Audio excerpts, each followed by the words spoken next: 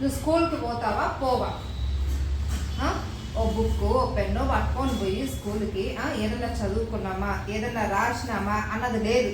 ఎంతసేపు ఇట్లా కాలు నాకుడే, లేదంటే మా కాలు నాకుడు నీ కాలు నాకుడు, తాగుడు తినుడు పండుడు.